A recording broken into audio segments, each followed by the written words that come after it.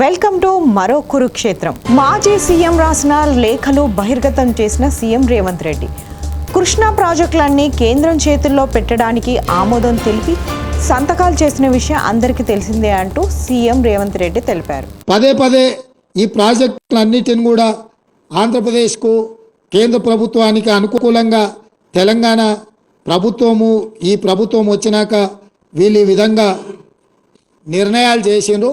దీనివల్ల తెలంగాణకు నష్టం జరుగుతుందని హరీష్, కేటీఆర్ అదేవిధంగా చంద్రశేఖరరావు మాట్లాడుతున్నాడు.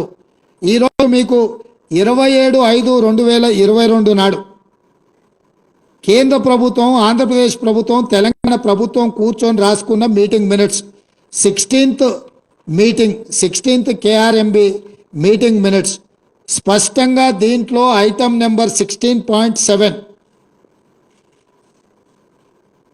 Handing over of Srisailam and Nagarjuna Sagar projects to KRMB అంటే కృష్ణా రివర్ మేనేజ్మెంట్ బోర్డ్ స్పష్టంగా 27/5/2022 నాడు